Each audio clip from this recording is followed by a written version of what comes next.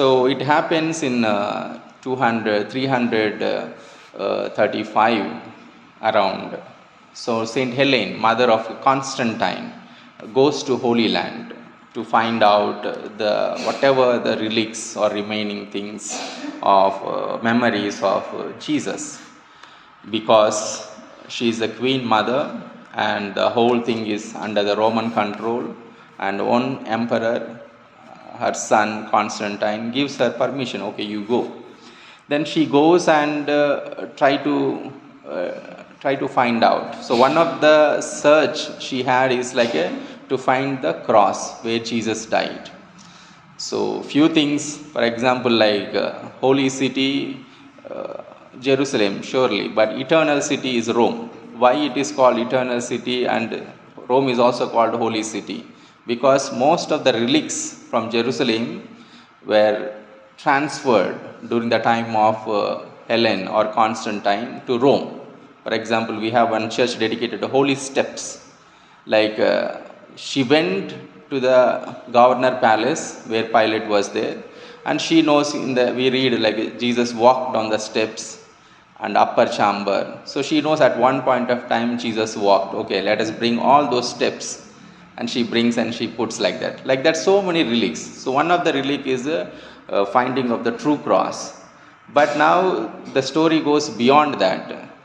Um, because in the 70 AD, the emperors during that time, they wanted to eradicate fully signs of Christianity. So the place where Jesus died, Golgotha, and the tomb, the sepulchre, it was covered with a lot of mud, dust, heaps, so that like there won't be any trace.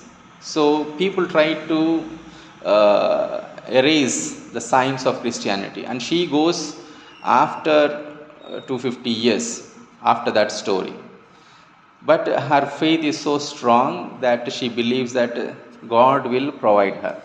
Then finally she digs that. Already Golgotha is a mountain, but they made another artificial mountain covering everything. So she went and excavates everything, and finally she finds three crosses. They say three crosses, but I feel like maybe she found logs, maybe wooden logs, not in the shape of a cross, but she found something three. Then now how to identify? Because Jesus is not the only one who died on the cross, and that place is a regular thing. It's just like everyone during that Roman time, people were crucified one after the other. Maybe every day story it is. So, and it is outside the city, so naturally many crosses will be there, or same cross is used for everybody to nail also. We don't know. But how to find out that is the cross Jesus died? So she prayed, and somehow some inspiration and something God also provided. One dead body was going, because that's outskirts. Nearby there is a cemetery also. That's why like we see like where Jesus died, nearby there is a cemetery. They buried him. So some people are taking one body nearby, and then this St. Helene says like bring that body and keep in this log. So there are different wooden blocks. So each block when they are keeping, on one block when they put, this man, dead man, becomes alive. So that's how, because of that miracle, Saint Helen identifies that is the true cross where Jesus died, and she presents that cross to the church.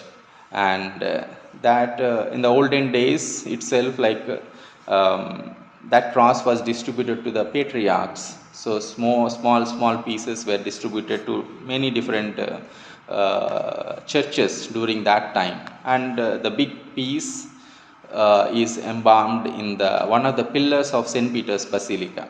Then small relics of the true cross is distributed to many places. So that's how we hear, like especially during the exorcisms and all, like in the olden days they have this practice of taking this true cross.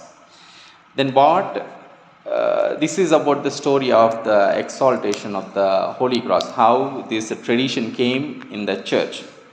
But for us Christians, Jesus insists that we should carry the cross. Cross is not just a symbol of decoration or just to keep it on the wall, but to practice our lives.